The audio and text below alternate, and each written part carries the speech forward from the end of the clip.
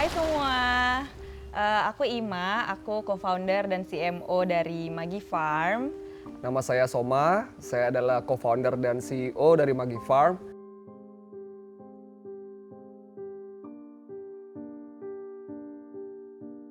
Jadi kita tuh dulu lulus kuliah itu sebenarnya udah pengen banget nih bikin bisnis sendiri gitu. Nah kebetulan kerjaan yang kita pilih waktu itu adalah di dunia development sector gitu ya, seperti NGO gitu, yayasan. Kita sering banget running project yang banyak berhubungan sama isu-isu sosial dan juga isu lingkungan.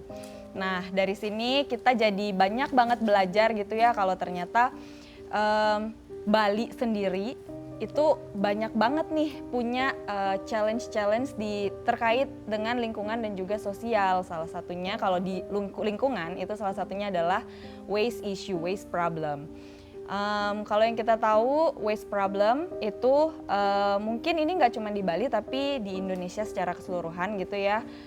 Milah sampah itu masih jadi sesuatu yang nggak begitu umum buat kita semua. Jadi mostly sampah yang kita hasilkan itu kita gabungin aja terus, karena digabungin hal-hal yang masih punya value itu jadi nggak bisa diambil. Habis itu kita ketemu data bahwa sebenarnya di Bali sendiri sampah yang paling banyak masuk ke TPA itu adalah Sampah organik sih. Yes. Sampah organik itu sekitar 60% lah ternyata ada di TPA, dan sekitar 25% itu adalah sampah makanan gitu. Jadi muncul pertanyaan nih, oh sebenarnya yang jadi masalah ini sampah organik ya. Sampah organik 60% ini masalahnya itu gede loh gitu. Dan menurut kalkulasi kami ya, kita kalkulasi sendiri waktu itu, ternyata kita di Bali sendiri ya, kita membuang sampah makanan itu sekitar 800 ton sehari.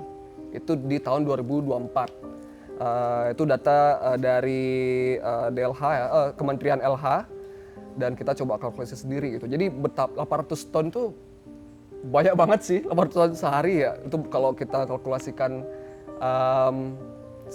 seperti gajah gitu ya, itu udah mungkin ratusan gajah mungkin sehari ya gitu. Dan jadinya ribuan dan jutaan gajah dalam waktu setahun gitu. Tapi belum banyak nih yang menggaungkan sampah organik gitu. Terus akhirnya kita juga, karena kita born and raised in Bali ya, original dari Bali, kita juga ingin istilahnya melakukan sesuatu lah untuk pulau tercinta ini gitu. Jadi yang kita bisa lakukan mungkin adalah membuat Bali ini bersih lagi, mengolah sampahnya, karena kami rasa sih untuk mengurangi sampah makanan itu bisa, cuman nggak terlalu banyak, mungkin bisa dikurangi. Jadi memang harus diolah nih sampah sebanyak ini gitu sih. Iya, jadi dari sesuatu yang kita anggap normal, sampah makanan normal gitu kan, tapi ternyata creating a big problem. Kalau misalnya nggak diolah dengan baik, akhirnya kita mikir oke deh kita butuh cari solusinya. That's where Magi Farm akhirnya muncul. Kenapa Magi Farm? Gini nih, jadi kita berdua itu waktu bikin Magi Farm kita percaya bahwa hal yang besar itu bisa diselesaikan dari hal kecil aja. Mulai dari ngerjain hal kecil aja itu bisa jadi langkah untuk bisa addressing problem yang besar gitu. Nah, karena kita fall in love into the maggots, jatuh cinta banget ya sama si maggot ini sebagai solusi dari sampah makanan. Maggot itu kan kecil, jadi kita juga mikir bahwa si kecil maggot ini juga bisa nih berkontribusi positif terhadap masalah lingkungan yang cukup besar ini gitu. Dan kalau kita lihat cara kerjanya si maggot itu tuh it's like a magic, kayak keajaiban gitu. Dia tuh cepet banget memproses sampah makanannya kayak magic. Tiba-tiba maggot dalam satu box ditaruhin sampah makanan, ujuk-ujuk hilang. Jadi it's like a magic. Makanya kita pilih namanya Magi, yang kalau misalnya kita plesetin dikit itu kayak magic gitu sih. Rata-rata testimoni klien kita itu adalah, contohnya nih ya, di rumah klien kita selalu bilang, tempat sampahku sekarang jadi nggak bau loh gitu, jadi ringan loh tempat sampahku gitu.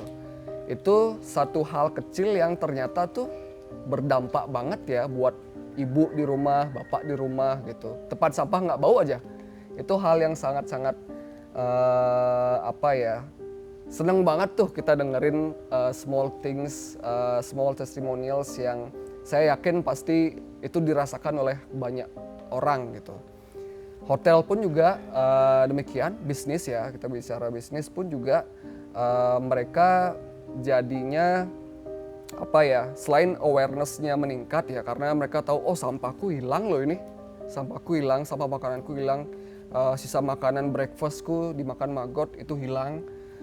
Jadinya sama garbage room kan punya garbage room mereka bersih, tidak bau karena kan biasanya membuat bau itu adalah sampah makanan. For now sih kami masih fokus di Bali ya karena ini di Bali pun juga yang kami lakukan itu sekarang impact kami itu sudah tahun lalu itu sekitar kami sudah berhasil mengolah 110 ton sama makanan setahun ya itu 0,0 sekian persen mungkin. Karena tadi saya bilang Still a small number. still small. Tadi saya bilang 800 ton ya sehari ya.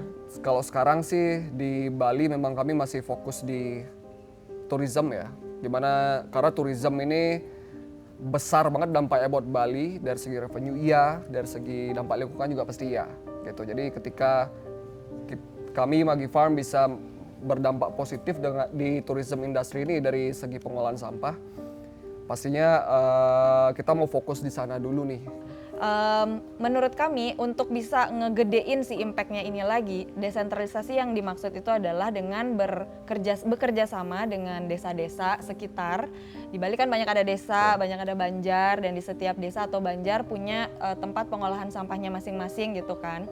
Nah, seperti yang kita tahu mungkin saat ini sustainability is not for everyone yet. Masih ada juga mungkin masyarakat yang ngerasa aku pengen berkontribusi sama lingkungan tapi aku belum punya dana nih untuk bisa beli jasanya Maggie Farm gitu, misalnya pakai jasanya Maggie Farm. Oke, salah satu solusinya adalah dengan bekerja sama dengan desa dan banjar yang punya tempat pengolahan sampah makanan. Selama 6 bulan project itu mencoba untuk bantu mereka install facility yang full cycle black soldier fly di tempat pengolahan sampah mereka.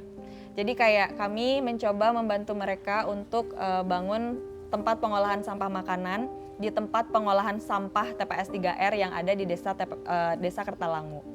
Nah, dari habis pembangunan fasilitas ini, instalasi fasilitas ini, kami juga kayak melakukan pendampingan gimana caranya biar sampah makanan yang dihasilkan di desa tersebut bisa diolah di TPS 3R yang ada di desa tersebut juga. Nah, otomatis masyarakat yang mungkin tidak bisa membeli jasanya Maggie Farm bisa langsung aja pakai jasa olah sampahnya yang ada di desanya masing-masing. Mungkin biayanya pasti akan lebih rendah gitu ya. Dan juga untuk si pihak desanya sendiri, mereka juga jadi bisa punya solusi, of course nomor satu punya solusi untuk sampah makanannya. Dan yang kedua jadi punya tambahan income karena si maggotnya sendiri pun juga bisa mereka gunakan untuk menjadi pakan untuk hewan ternak yang mungkin bisa dijualkan ke peternak-peternak yang ada di sekitar mereka gitu sih. Kalau kita target utama sih pasti angka pengolahan sampah makanan ya Kak ya. Nah tahun ini pun kita nargetin sekitar 2 kali, 3 kali lah dari tahun lalu gitu. Jadi sekitar 300 sampai 350 ton sampah makanan yang kita olah. Itu berarti sekitar 1 ton lah per hari ya gitu. Dan itu yang kita lihat sekarang sih sudah hampir mendekati itu angkanya. Dan dalam 3-5 tahun ke depan itu masih menjadi fokus yang utama. Jadi kami inginkan setiap tahun itu angka tersebut at least double ya. Angka tersebut double, baik bentuknya dengan Maggie Farm semakin gede misalnya, atau dengan sistem desentralisasi tadi kami partneran dengan berbagai desa di Bali, dengan TPS 3R tersebut, Dengan hotel-hotel juga, dengan klien-klien kami pun juga. Contohnya misalnya kayak sekarang klien rumah tangga itu kita ada sekitar 200-an rumah dan itu angka pengolahan sekitar 150 kilo sehari gitu di 200 rumah tersebut. Jadi itu baru 200 rumah, di Bali ini ada ribuan rumah ya gitu. Jadi journey itu masih panjang nih, masih panjang, dan kami rasa apa yang kami lakukan sekarang masih ada di dalam apa ya kita bisa bilang channel yang tepat lah, trajektorinya tuh bagus ya gitu. Mungkin tambahannya 3-5 tahun ke depan kami juga pengen biar bisa menginfluence anak-anak muda lebih banyak lagi gitu ya. Supaya makin tercerahkan nih profesi di dunia ini, nggak cuman yang kita tahu dari kecil aja, tapi ada juga profesi ngolah sampah, nggak cuman buat jadi tim yang ngangkut sampahnya atau tim yang nganter sampahnya, bisa juga jadi yang di bagian kreatifnya. Pokoknya kita pengen biar bisa lihat anak muda bisa ikut berkontribusi dengan punya profesi di bidang ngolah sampah. Gitu. Yes.